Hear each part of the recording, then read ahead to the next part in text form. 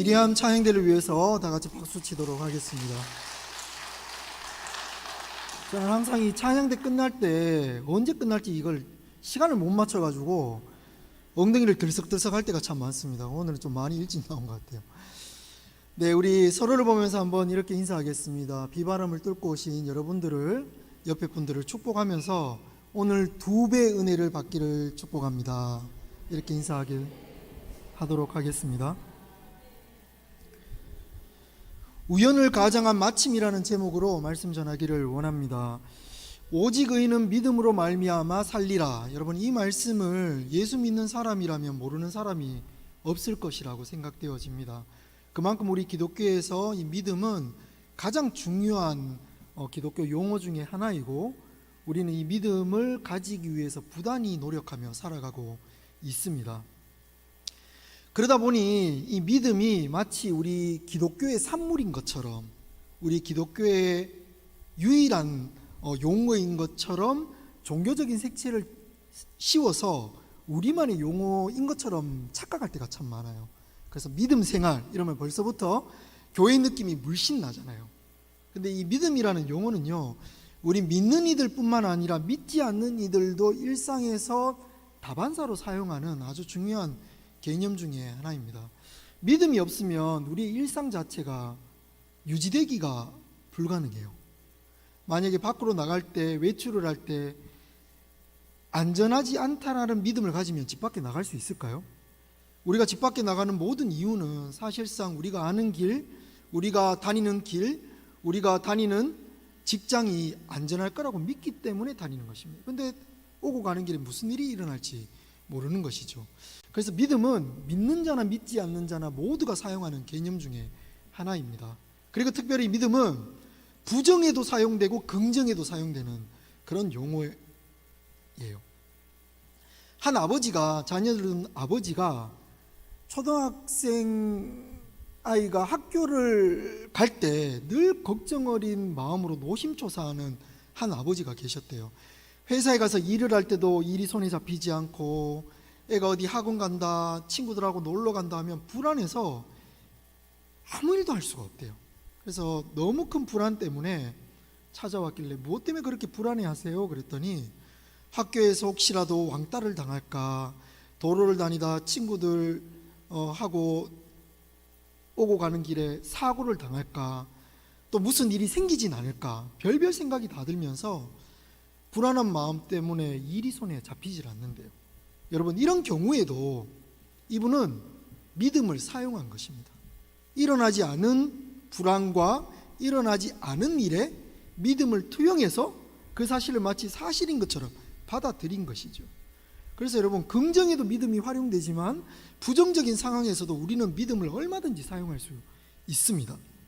그래서 이런 극도의 불안함을 가지고 있는 분은 믿음이 없는 사람이 아니라 사고와 일어날지 모르는 문제에 믿음을 활용했기 때문에 오히려 부정적인 생각에 사로잡혔다고 볼 수 있을 것입니다.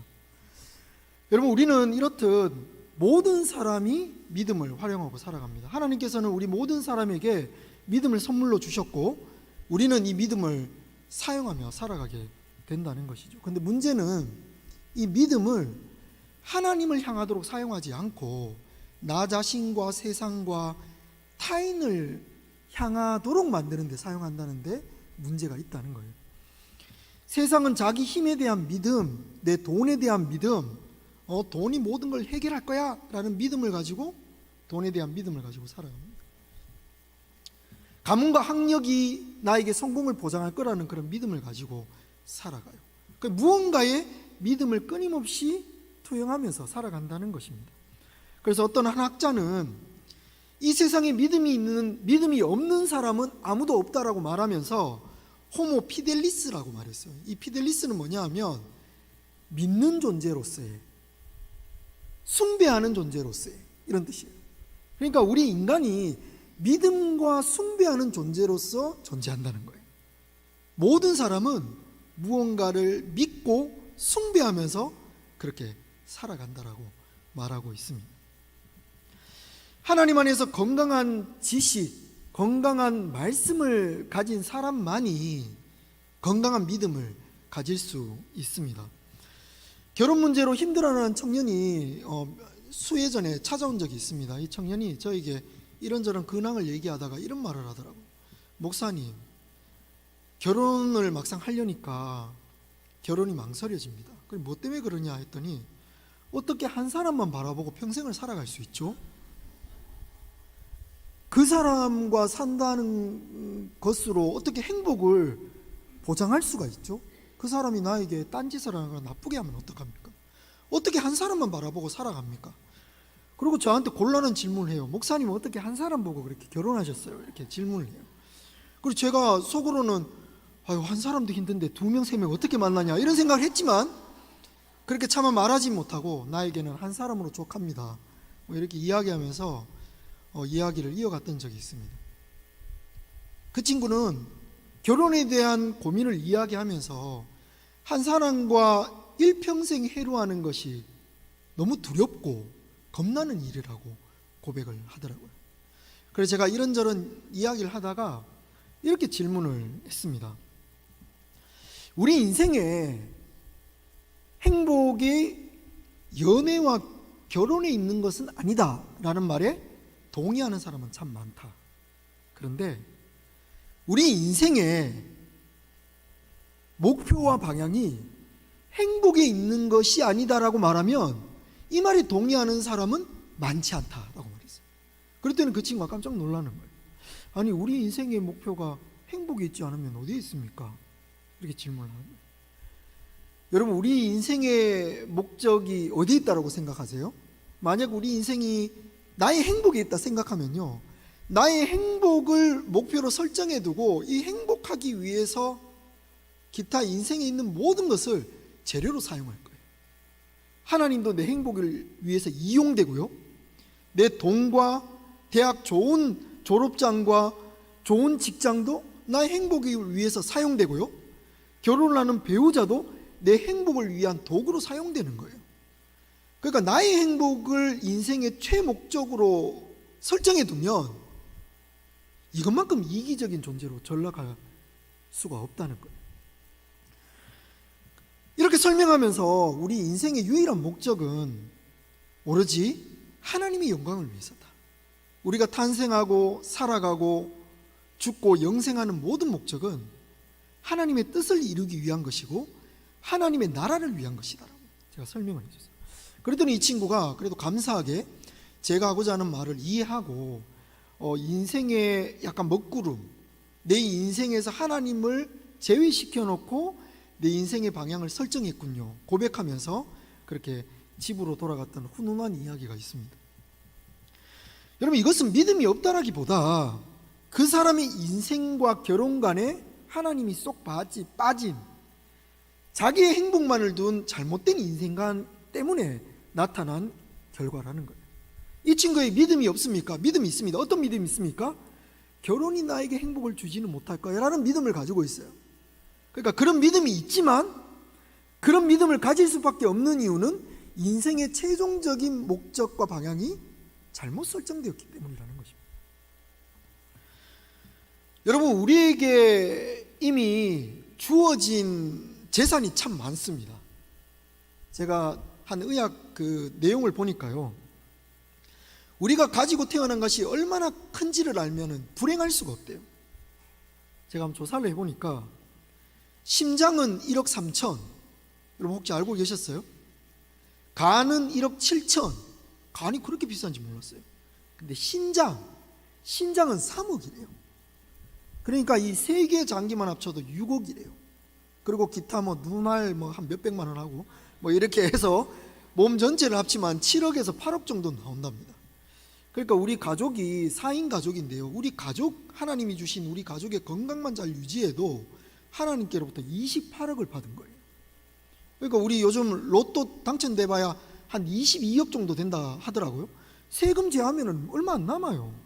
서울에 집 한 채 마련 못 한다고요. 그런데 우리의 건강만 잘 관리해도, 우리의 가정만 행복하게 하나님의 뜻 안에서 잘 이루어가면 하나님이 주신 그냥 기본급 28억이 유지된다는 사실을 여러분 혹시 알고 계십니까?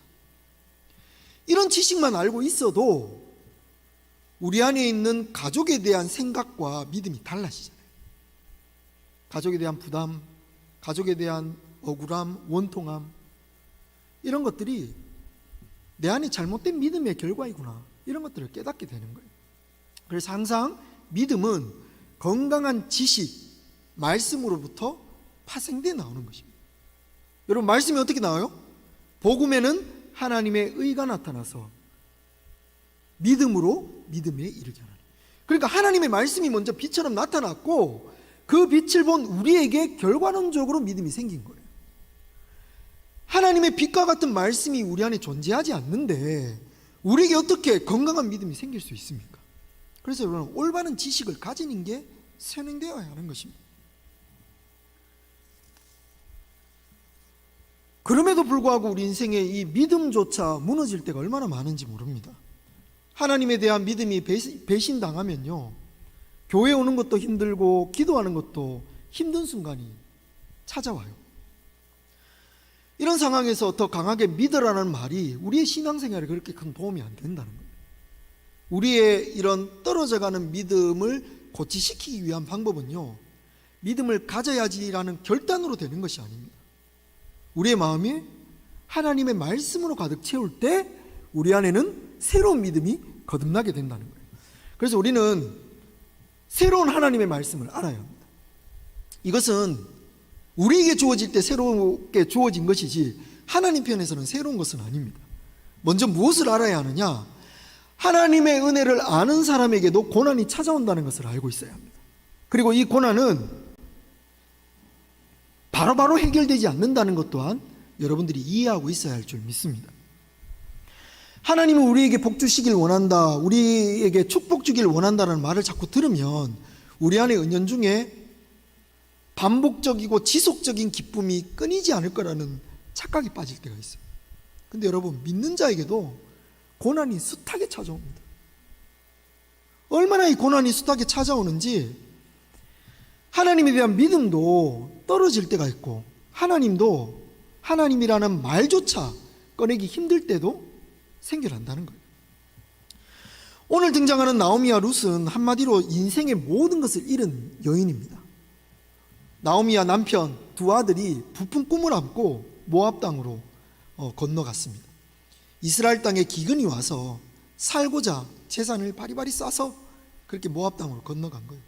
근데 그 모압 땅에서 남편 죽고요, 첫째 아들 죽고요, 둘째 아들까지 죽고 거기다가 가지고 간 모든 재산을 완전히 상실한 채 망연자실하는 그런 상태가 오늘 이 룻기 말씀 최초에 등장을 한다는 거예요. 모든 것을 잃어버린 나오미는 이제 고향으로 돌아가려고 합니다. 고향으로 돌아가려고 할 때 첫째 며느리 오르바는 처음에는 시어머니를 쫓아 유대 땅으로 가려고 하다가 나오미가 고향으로 그냥 가라, 모압 땅에 남아라, 이런 권면을 듣고 마지못해 고향 땅에 남습니다.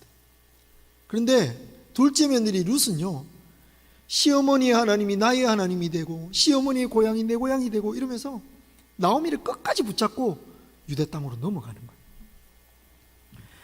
이때 나오미가 자기를 어떻게 부르느냐? 여러분, 더 이상 자신의 이름을 나오미라 부르지 말고 마라라 부르래요. 오늘의 말씀 룻기 1장 20절의 말씀을 우리 함께 읽도록 하겠습니다. 다 같이 한번 읽습니다. 나오미가 그들에게 이르되 나를 나오미라 부르지 말고 나를 마라라 부르라. 이는 전능자가 나를 심히 괴롭게 하였음이니라. 아멘. 나오미의 뜻은 나의 기쁨이라는 뜻이에요.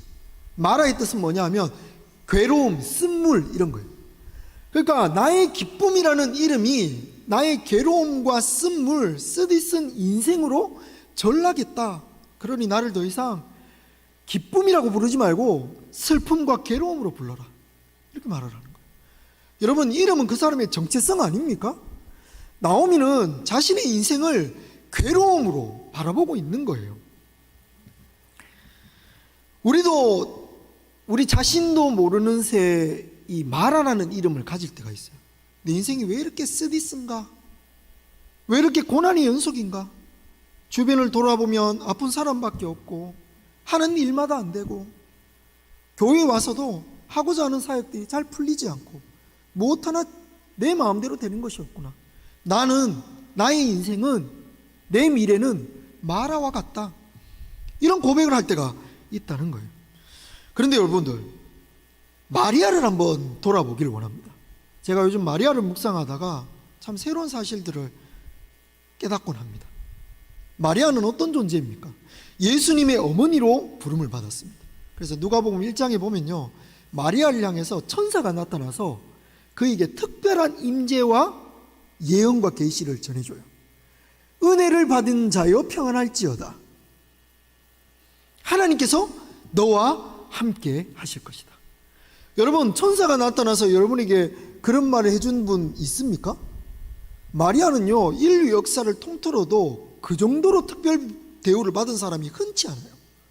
그렇게 특별 대우를 받은 이 마리아의 인생이 평탄했습니까? 결혼을 하지 않은 채 아이를 잉태했기 때문에 예비 신랑 요셉에게 버림을 받을 뻔했어요. 버림을 받을 뻔했고, 거기다가 처녀가 잉태를 하면 어떻게 돼요? 가문의 수치기 때문에 아버지한테, 이 가족한테 돌 맞아 죽을 수도 있어요. 거기다가 가까스로 결혼을 했는데 출산할 때가 되어서 예루살렘에 제사를 하러 올라가는 중에 이 갑자기 해산의 고통이 찾아온 거예요. 급하게 여관을 찾는데 묵을 집이 없어. 여러분, 예수 믿는 사람이면 짝짝 일이 풀려야 되잖아요. 가는 곳곳마다 거절당하고, 가는 곳곳마다 우리는 빈방 없으니까 나가라라고 말해요. 그렇게 찾다가 유일하게 자리를 튼 곳이 마구간이었어요. 우리는 성탄만 되면요, 예수님의 태어난 모습을 예쁘게 그려가지고 그림을 띄우잖아요. 마구간이 되게 깨끗한 것 같죠. 거기는 온갖 구더기와 벌레가 가득한 곳입니다. 불결하고 오염되고 더러운 곳이에요. 거기다가 예수님을 누일 이불 하나 없으니까 집을 얹어놓고 그 아기를 출산을 한 거예요. 얼마나 위험천만한 그런 현장입니까? 아이가 감염돼서 죽기라도 하면 어떡합니까? 우리는 신적인 하나님의 능력을 타고난 하나님의 아들 예수님이니까 뭐 병 같은 거 안 걸리겠지, 그렇게 생각하니까요, 이 모든 사람이 다 묵살되는 거예요. 근데 그 상황이요, 너무나도 위험천만한 상황이라는 거예요. 거기다가 헤롯 왕이 2세미터로 다 죽이라 그래가지고 군사들이 집집마다 찾으러 다녀요. 그래 천사가 자는 요셉 마리아를 깨워가지고 급하게 애굽으로 피신시키잖아요. 그러니까 기존에 원래 마련했던 신혼집도 다 버려두고 가산 다 포기하고 애굽으로 몸만 달랑 도망간 거예요. 거기에서 새롭게 자리 잡아야 돼. 갓 태어난 핏덩어리 데리고 남편과 함께 몸도 한번 가누지 못하고 조리하지 못하고 그렇게 피난 행렬에 시작을 한 거예요. 마리아의 삶이 얼마나 괴롭고 괴로운 삶의 연속이겠습니까? 하나님의 은혜를 받은 여인으로서 부름을 받았는데 이 마리아의 삶은 누구보다도 괴로운 인생이었다.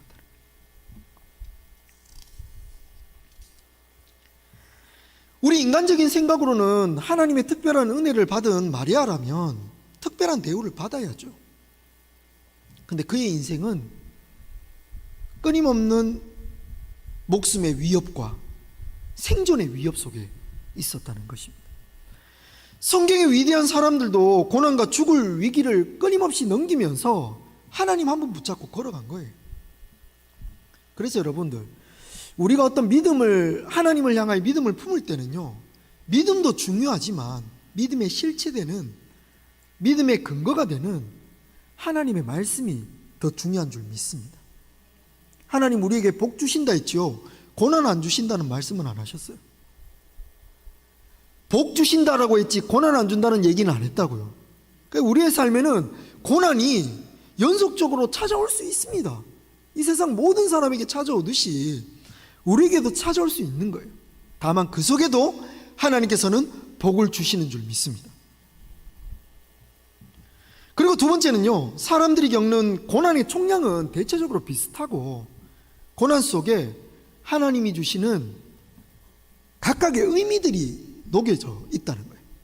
여러분 혹시 유대인들의 신비주의 종파에 들려지는 슬픔의 나무라는 이야기를 혹시 아세요? 이 슬픔의 나무가 뭐냐 하면 사람들이 죽으면 슬픔의 나무에 당도한대요. 그래서 슬픔의 나무에서 자기 인생에 힘들고 슬펐고 괴로웠던 일들을 나뭇가지에 다 걸어둔대요. 걸어둔 다음에 그 슬픔의 나무를 천천히 돈대요. 돌면은 다른 사람들이 걸어둔 인생도 있을 거 아니에요. 그럼 그 인생들을 천천히 읽어보고 살펴보면서 나보다 덜 고통스럽고 덜 괴로운 인생을 집으면 그것이 내 인생이 되는 거예요. 그래서 그 슬픔의 나무에 당도한 사람들은 그 슬픔의 나무를 천천히 돌면서 유심히 다른 사람들의 인생을 살펴본대. 조금이라도 덜 힘든 인생이 내 인생이 되기를 바라는 마음에서 그렇게 살펴본대. 그런데 거기에 있는 모든 사람이요, 결국 그 가지에 걸어둔 자기의 인생을 선택한대요. 왜냐하면 자기 인생이 가장 덜 불행하기 때문이기도 하고, 두 번째는요, 그 고난 속에 숨겨진 하나님의 은혜가 있다는 사실을 발견하기 때문이래요. 다른 사람이 덜 괴로운 인생 선택해봐야 뭐합니까? 그 속에 임하는 하나님의 은혜가 뭔지도 알지 못하는데. 여러분, 우리의 고난이 해명하지 못하는 우리의 인생에 수많은 고난들이 있지만, 여러분 정말 고난밖에 없었습니까? 그 고난에서 일으켜준 하나님의 은혜가 있었지 않습니까? 하나님의 역사가 있다는 거예요. 그 역사를 아는 사람들은 우리의 인생에 숱하게 찾아온 고난들을 외면할 수 없고 오히려 그 고난 속에서 하나님을 붙잡게 되더라는 것입니다. 오늘 본문에 등장하는 룻은 왜 어머니를 따라, 시어머니를 따라 유대 땅에 넘어왔을까요? 많은 사람들이 이런저런 이야기를 하지만 저는 말씀 속에서 이 룻은 어머니를 따라왔지만 어머니를 따라온 것이 아니라 궁극적으로는 하나님을 따라왔다고 확신합니다. 그 이유가 오늘의 본문 룻기 2장 2절에 등장을 합니다. 여러분 다 같이 한번 읽도록 하겠습니다. 모압 여인 룻이 나오미에게 이르되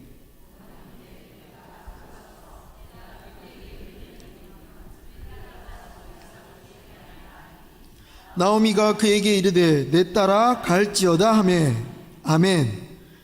룻은 레위기 19장에 등장하는 이 유대인의 율법을 미리 알고 있었던 거예요. 그러니까 율법을 너무나도 잘 알고 있고 친근하고 유대의 어떤 풍습들을 잘 알고 있었다는 것을 이 말씀을 통해 알 수 있습니다. 유대의 율법을 어떻게 할까요? 시어머니가 괴롭히고 힘들게 익히게 해서 할까요? 그 속에 뜨거운 신앙이 있겠죠. 그래서 하나님 앞에, 사람들 앞에 은혜를 잊기를 원한다는 마음으로 그렇게 먼저 이야기하고 나가게 되는 것입니다. 룻의 인생의 목적은요, 행복한 인생이 아니었습니다. 행복한 인생이었다면 모압 땅에 남았어야 했어요. 두 번째 시집을 갔어야 했습니다. 다른 남자를 찾아야 했어요. 근데 룻은 결혼에 실패한 그런 남편을 먼저 사별한 그런 어려움의 마음을 끌어안고 남편의 고향으로 오게 되잖아요. 그렇게 오게 만든 그 이유는 룻 속에 뜨거운 하나님에 대한 열정과 하나님에 대한 소망이 있었으리라 저는 믿습니다. 그런데 여러분들, 이 일에, 하나님을 의지하는 그 일에 희한한 일이 발생합니다. 룻기 2장 3절입니다. 여러분 오늘의 말씀에 중요한 맥락이 있기 때문에 다시 한번 읽도록 하겠습니다. 룻기 2장 3절입니다. 다 같이 읽습니다. 시작.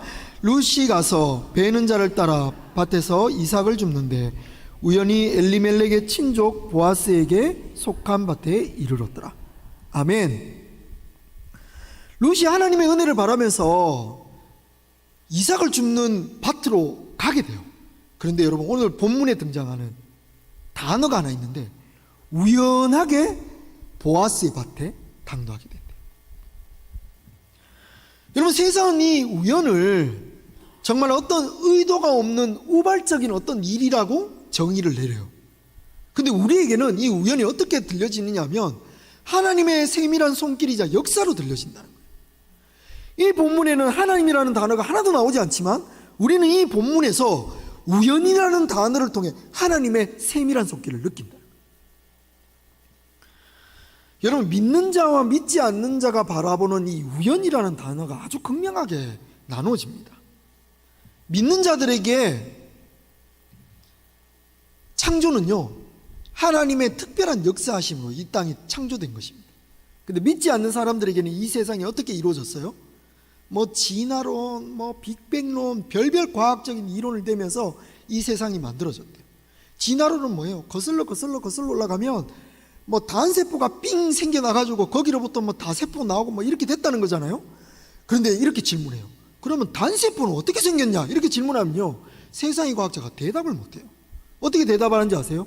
우연히 생겼대요. 우연히. 이 우연이라는 말을 설명을 못한다니까요. 빅뱅은 뭡니까? 우주에 어마어마한 대폭발이 일어나가지고 이 우주가 갑자기 팍 생겨났대요. 그럼 우린 또 질문합니다. 대폭발은 그러면 왜 생겼습니까? 그거 우연히 생겼어요. 그런데 우리 믿는 자의 입장에서 이 우연히는 뭐냐 하면 하나님의 특별한 계획과 역사하심이라고 믿는 것입니다. 처음에 하나님께서 어떻게 이 땅을 창조하세요? 빛이 있으라. 근데 이 빛은 태양이 아니잖아요. 태양은 그 뒤에 지어지잖아요. 빛이 있으라니까 빵 생겨난 거 아닙니까? 그러니까 믿지 않는 과학자들과 우리 믿는 자들 사이에서도 대화의 지점이 이 우연이라는 지점이라는 거예요. 세상 사람들은 이 우연이라는 것을 우발적인 것이라고 생각되지만 우리 믿는 자에게 이 우연은 하나님의 세밀한 계획이자 능력이라는 겁니다. 이 세계는 하나님의 섭리와 역사로 지어진 줄 믿습니다. 성경에는 이런 우연의 역사들이 너무나도 많아요. 여러분, 요셉을 한번 볼까요? 요셉은 꿈 한 번 잘못 말했다가 노예로 팔려가요. 그리고 거기서 열심히 해가지고 노예들의 장이 됐는데 거기서 또 보디발의 아내 음해에 넘어가가지고 감옥에 갇히잖아요. 근데 거기 어떻게 돼요? 감옥에 갇혔는데 우연하게 술 맡은 자와 떡 맡은 자가 그 감옥에 함께 갇히게 되고 그들이 또 우연하게 어떤 꿈을 꾸게 돼요. 꿈 때문에 근심을 하니까 요셉이 그 꿈을 해몽해 주지 않습니까? 이런 것들이 다 우연의 역사인 거예요. 모세는 또 어떻습니까? 모세도 그 당시에 이스라엘이 너무 번성을 하니까요, 바로가 남자애는 다 죽이라 그래요. 근데 차마 그 모세 어머니가 죽이지를 못해가지고 나일강에 떠내려 보내잖아요. 근데 떠내려가다가 우연히 누구의 손에 발견돼요? 바로의 딸의 손에 발견이 되잖아요. 그래서 왕자로 자라나게 되는 거예요. 성경에는 이 우연의 역사가 너무나도 많은 것입니다. 근데 이 우연이 하나님을 믿는 우리 입장에서는 하나님의 계획된 역사임을 믿습니다. 이 우연이 룻기 2장 4절에 어떻게 응답되는지를 한번 다 같이 읽도록 하겠습니다. 룻기 2장 4절입니다. 다 같이 읽습니다. 시작. 마침 보아스가 베들레헴으로부터 와서 베는 자들에게 이르되 여호와께서 너희와 함께 하시기를 원하노라 하니 그들이 대답하되 여호와께서 당신에게 복 주시기를 원하나이다 하니라. 아멘. 성경은 우연으로 시작한 그 일이 마침으로 끝나는 것을 확인하게 돼요. 2장 4절에 마침 보아스가 베들레헴에서 내려와서 룻을 만나게 되는 거예요. 여러분, 이 마침이라는 하나님의 역사가 등장하지 않습니까? 우리의 눈에는 우연으로 보이지만 하나님의 마침의 역사가 우리의 삶에 역사한다는 겁니다. 저는 이 장면을 읽으면서 여호와의 이레의 말씀이 떠올라요. 여호와의 이레가 어떻게 등장합니까? 하나님께서 아브라함에게 아들 이삭을 바치라 그래요. 몇 날 며칠을 아들을 데리고 아들을 바칠 산으로 향합니다. 아들을 데리고 산 꼭대기로 올라가는데 한 신학자는 그렇게 말했어요. 아브라함이 아들을 바치러 올라가는 중에 산의 반대편에서는 하나님께서 양을 데리고 올라가는 중이었다. 그래서 산 꼭대기에서 아브라함과 하나님이 딱 만나는 거예요. 여러분, 인생에 설명 안 되고 이해 안 되는 일이 너무 많잖아요. 질병이 찾아올 수 있고, 사업이 내 마음대로 안 풀릴 수 있고, 자식이 내 뜻대로 안 될 때가 있고, 우리 주변을 둘러봐도 안 되는 일 투성입니다. 그런데 여러분, 우리 믿는 자들은 어떤 마음가짐으로 살아가야 합니까? 하나님께서 이 고난 뒤편에 은혜를 예비하고 계신다, 이것이 우리의 믿음이 되어야 할 줄 믿습니다. 제가 이 말씀을 읽다가 처음 하나님께 부름을 받은 제 과거의 그 간증이 하나 떠오르더라고요. 제가 간증만 하고 마치도록 하겠습니다. 하나님께서 제가 27의 나이에 군대를 졸업하고 진로를 준비하는 중에 하나님께 과거에 고등학교 2학년 때 부모님 몰래 목사로 서원은 했고, 근데 하나님의 부름은 10년 동안 없고 뭘 먹고 살아야 하나 고민을 하면서 한 40일 금식 기도를 했습니다. 40일 세 끼를 다 굶은 건 아니고 한 끼만 금식했습니다. 그 당시 제 믿음은 이제 한 끼 금식밖에 안 돼가지고 한 끼 금식만 하면서 하나님 함께 기도를 했습니다. 열심히 기도를 하고 하루에 1시간을 정해서 기도를 하는데요, 38일째 어떤 교회에서 집회를 하는데 집회 중에 외부에서 오신 강사의 메시지가 제 마음에 딱 들어온 거예요. 그 말씀이 뭐냐면 누가복음 12장 31절 32절입니다. 너희는 먼저 그의 나라와 그의 의를 구하라. 그리하면 너희에게 이 모든 것을 더하시리라. 적은 무리여 두려워 말라. 하나님께서 이 민족을 너희에게 주시기를 기뻐하시니라. 그 말씀이요, 평소에 수천 번 읽던 그 말씀이 나의 말씀으로 딱 오는 거예요. 근데 이걸 어떻게 설명할 수는 없습니다. 이거는 나에게 주시는 말씀이다.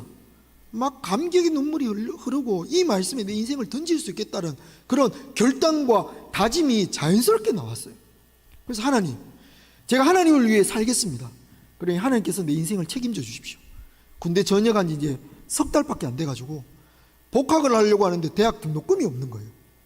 그래서 하나님 앞에 3가지 기도 제목을 올려드렸어요.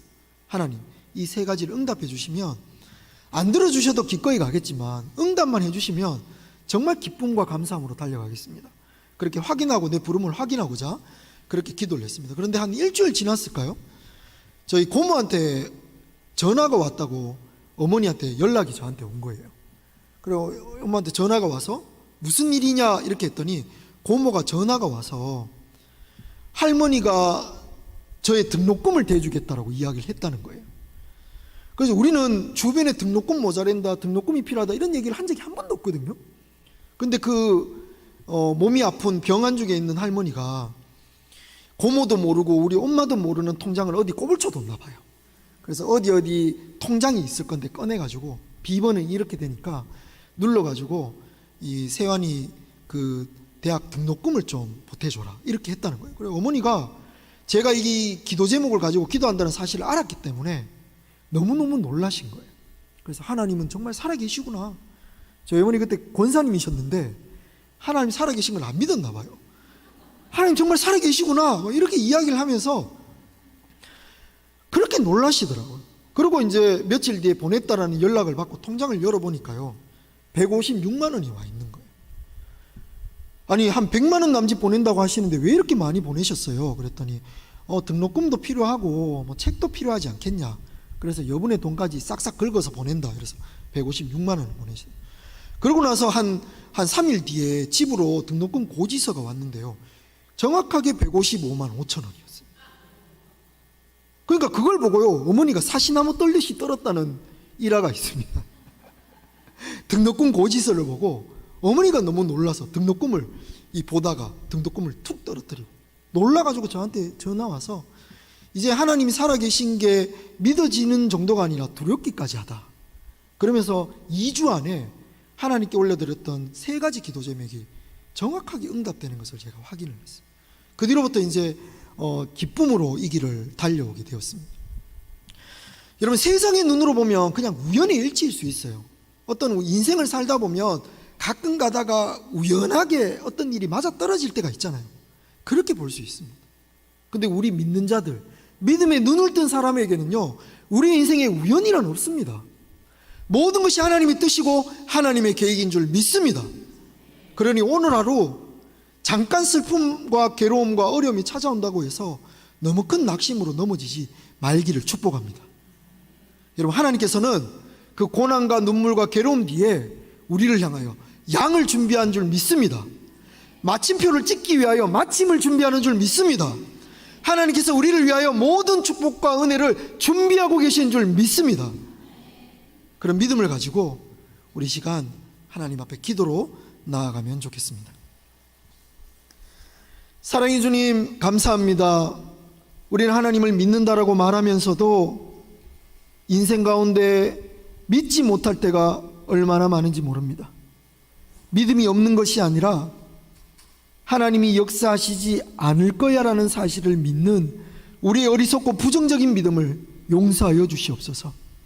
그리고 다시 한번 올바른 말씀에 눈을 떠 하나님을 향한 건강한 믿음을 가지고 나아갈 수 있도록 역사하여 주옵소서. 감사드리며 예수님의 이름으로 기도드립니다. 아멘.